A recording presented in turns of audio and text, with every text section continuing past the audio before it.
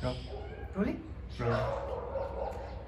Hi, my name is Samina Mishra, and I'm going to tell you today a little bit about a book, my very first children's book actually, which was called Hina in the Old City, which was first published in 2000, 20 साल पहले, और अब ये एकलव्य ने फिर से इसको छापी है, और ये रही किताब हिना इन पुरानी दिल्ली। 20 साल पहले, एक्चुअली 2000 से भी पहले, मैं आई थिंक 1999 में मैं पुरानी दिल्ली में बहुत घूमा करती थी, क्योंकि मैं वहाँ एक फ़िल्म बनाना चाहती थी। तो मैं वहाँ की गलियों में बहुत घूमती थी, कबाब खाती थी, इतर ख़रीदती थी, और वहाँ तरह तरह के क्राफ्ट्स होते हैं। तो एक इनामल का काम होता है, इनामल की कटोरियाँ मैं ख़रीद के लाती थी।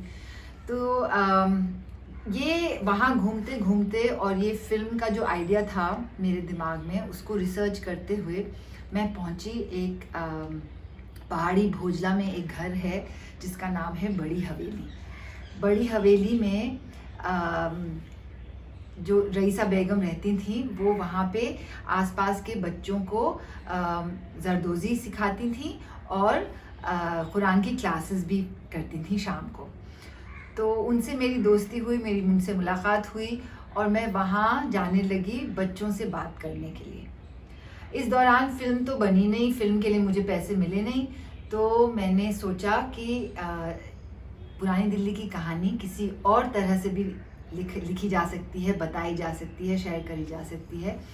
और क्योंकि मैं उन बच्चों से मिलने लगी थी और बातें करने लगी थी, तो फिर मैंने सोचा कि क्यों नहीं एक ऐसे बच्चे पे कहानी लिखी जाए जो पुरानी दिल्ली के सिटीज़न है, वहाँ की रेजिडेंट है, और जो बच्चे हैं दिल्ली के रहने वाले, उनसे मिलती जुलती है लेकिन उनसे भी अलग है।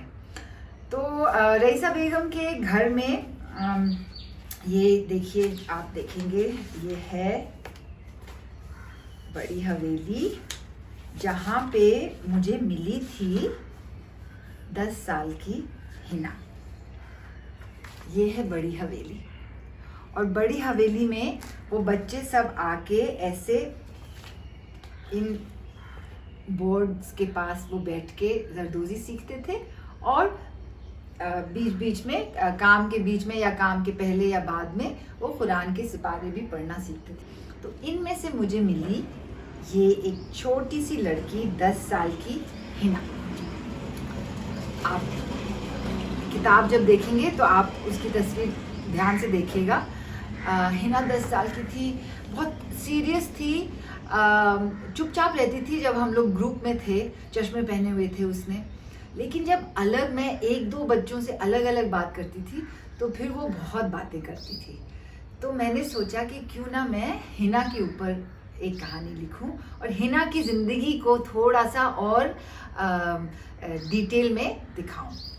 तो हिना बड़ी हवेली के पास 2-3 घर छोड़ के उसका घर था, और वो वहाँ पे अपने पूरे परिवार के साथ रहती थी। दादा दादी, अम्मा और बाबा उसके, और भी जॉइंट फैमिली था, तो और भी रिश्तेदार थे, और कई लोग और थे। तो वो भी एक घर, एक जो मकान था वो हवेली रहा था किसी ज़माने में, लेकिन फिर उसको छोटे छोटे हिस्सों में डिवाइड करके जो एक परिवार 2-3 कमरे में रहता था, एक उसमें ही वहाँ पे उन्होंने खाने का बना दिया था, एक जैसे हिना के घर में बैल्कनी पे उन्होंने किचन बना दिया था, और इस तरह से वो लोग रहते थे। तो हिना से बात करते करते मैंने पुरानी दिल्ली के जो आम तौर की ज़िंदगी है, रोज़मर्रा की ज़िंदगी, उसके बारे में छोटी छोटी चीज़ें मैंने जानी, जिनमें से एक था कि वो जब स्कूल जाती है तो सुबह चाय और पापे खा के जाती है। पापे पुरानी दिल्ली के गलियों में जो बेकरीज हैं वो लोग वहाँ पे बनाते हैं। वो एक स्पेशल किस्म के बिस्किट होते हैं जिसे आप लोग शायद रस्क के नाम से जानते हो। तो उन रस्क को वो लोग पापे कहते हैं। तो वो सुबह में चाय और पापे खा के स्कूल जाती थी, और वो चल के जाती थी। अपने आसपास के और जो लड़कियां थी वो सब एक गुट बना के स्कूल जाते थे।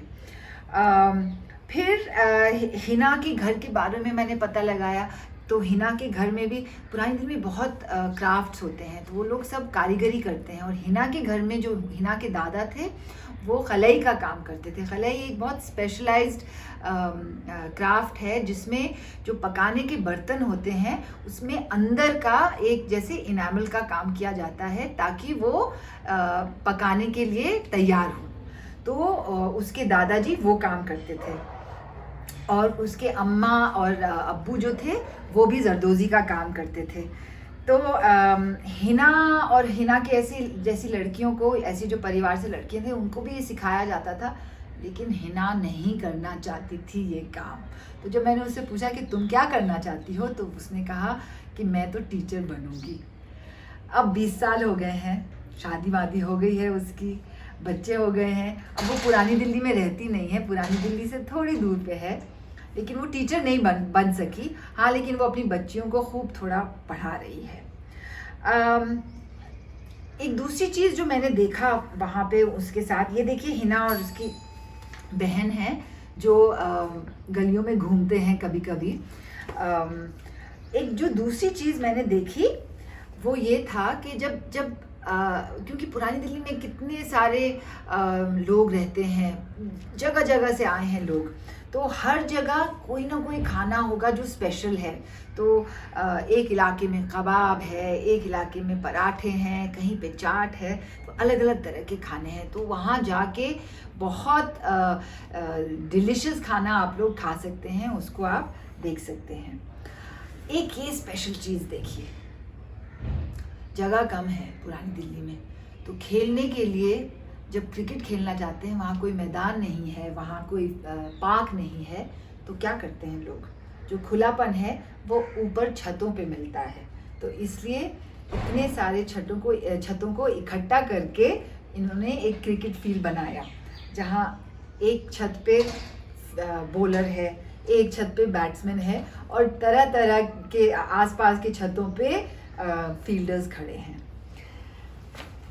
एक चीज़ और मैं आपको दिखाऊं, और वो ये है कि जब ईद हुई थी, तब जब ईद हुई तो ईद के दिन मैं गई हिना के यहाँ, तो मुझे सिवई खिलाई उन्होंने। और उसके बाद हिना और उसके सारे जो दोस्त थे और छोटी बहन थी, उन्होंने कहा कि चलिए ईद के बाज़ार में जाएंगे। तो ईद के मेले में वहाँ गलियों में ही लगता है, तो कुछ चीज़ें होती हैं बेचने के लिए और कुछ ऐसे झूले लग जाते हैं ताकि बच्चे जाएं और उनमें थोड़े से पैसे देके वो सवारी कर सके। तो ये वो फेरिस व्हील, जो छोटी सी फेरिस व्हील होती है, वो ये थी, और इस पे हिना और उसकी बहन बैठ के सैर कर रहे हैं। 20 साल हो गए और वो जो किताब पहले छपी थी, वो जो उसके जो कॉपीज़ थे वो ख़त्म हो गए। और मुझे लगा कि क्या ऐसी किताब का फिर, क्योंकि इतना वक्त गुजर गया है, क्या ऐसी किताब का कोई अभी भी दुनिया में, मतलब हमारे देश में इसका कोई फ़ायदा है होना।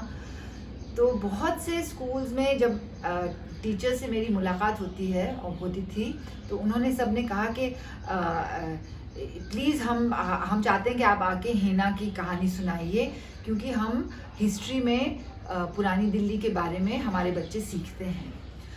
तो शायद कुछ इस वजह से, और शायद इस वजह से कि आजकल पता नहीं कितने बच्चे हैं जो वहाँ पहुँच पाते हैं कि नहीं। आजकल की ज़िंदगी इतनी अब मसरूफ़ हो गई है कि इसमें बच्चों का भी वक्त बहुत ही रेगुलेटेड है कि अब स्कूल जाएंगे, फिर ट्यूशन जाएंगे, फिर स्पोर्ट्स की क्लास में जाएंगे, फिर आर्ट की क्लास में जाएंगे। तो अपने आप कुछ जो उनका जी चाहे या कोई नई चीज़ देखें या किसी नए लोगों से मिलें, उसके लिए शायद वक्त कम होता है। और इस वजह से ये किताब एकलव्य ने तय किया कि वो छापेंगे, क्योंकि उन्हें लगा कि अगर असल में नहीं लेकिन किताब के माध्यम से बच्चों की दुनिया खुल जाए, उसमें एक कोई किताब एक खिड़की बन जाए जिससे वो पुरानी दिल्ली की जगह में पहुंच जाए और पुरानी दिल्ली के लोगों से वाकिफ़ हो जाए। तो इसलिए ये किताब अब भी मौजूद है आपके लिए। और मुझे लगता है कि शायद अब ये जो कोरोना वोरोना की हुआ है, उसके बाद जो लोगों को घर में अंदर रहने की और दुनिया के बारे में सोचने के लिए एक फोर्स किया गया है, तो शायद अब बच्चों की ज़िंदगी में भी शायद टाइम और हो जाए, और शायद इस किताब को पढ़ के आप खुद पुरानी दिल्ली पहुंच जाए।